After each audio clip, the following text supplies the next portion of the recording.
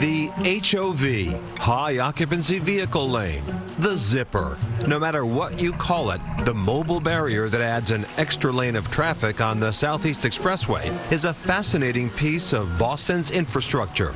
Some people love it, some people hate it, you know, everything in between. 5.4 miles long on I-93 from Quincy to Dorchester.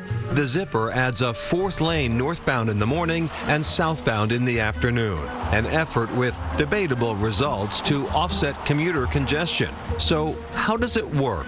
It's like a conveyor, you know, brings all the barriers through the machine, like an S pattern, and it will put away the barriers, you know, as it moves. You know, it goes slow, you know, anywhere from 5 to 8 miles per hour.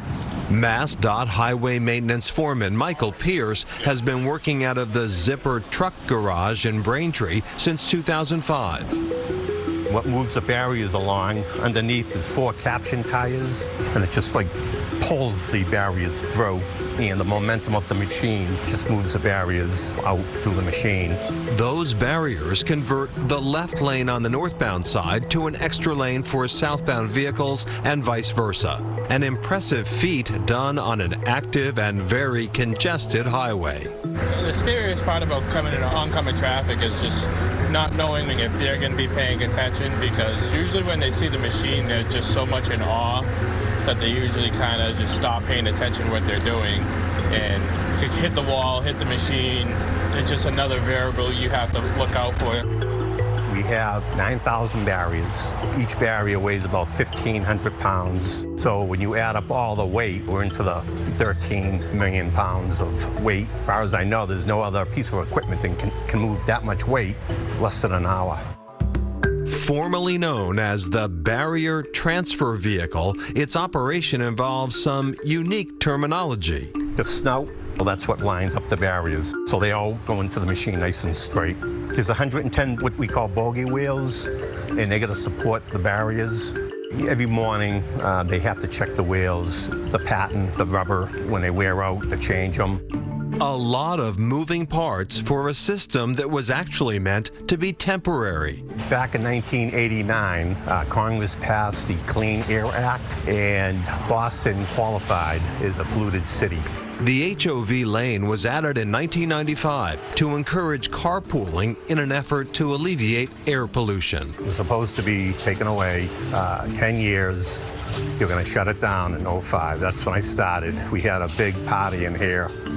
In November of 05, they decided to keep it open. People like the idea of the HOV lane because it's an 8-minute commute to the HOV lane at a speed of 55. That time fluctuates depending on traffic, but the Zipper is staffed for 18 hours a day, starting at 2:30 a.m. to keep it on schedule. People depend on us. You know, come 5 o'clock, you know, they expect the Zipper lane to be open. Some people actually say they can set their watch by the Zipper lane. So, you know, we're very punctual. The MBTA's Blue Line is just slightly longer than the Zipper, 6 miles of track that carries riders from Boston's West End through Eastie and up to Revere.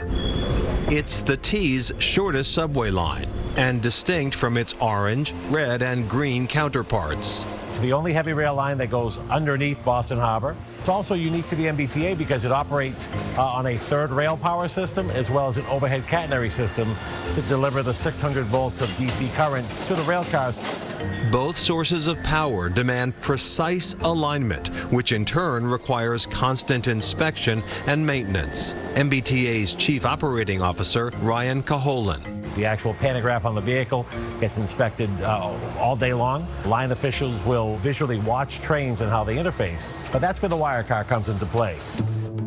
The Wire Car is the Blue Line's maintenance vehicle, a Frankenstein-like fabrication that's been in service since 1992. You know, it's literally built out of a mishmash of parts. Some of them are former frames off of old subway cars, you know, from the 1950s. A lot of components are old bus parts, and a lot of it was just fabricated in-house by MBTA personnel to answer the need for a way to inspect. The custom-made car is deliberate, carrying a team of inspectors at 3 to 6 miles an hour. The human eye is what we've always relied on, but the wire car allows our folks to get that very very up-close view of the interface between the pantograph and the actual contact wire. Every foot we travel, they're watching for stagger, they're watching for wire condition, wire tightness, and they can make adjustments in real time. Today's ride, we did not find any issues that needed repair or adjustments. We did stop 5 times. We are people moving people, and that's, the wire car plays such an important role in that. This wire car behind me owes us nothing. She's a legend.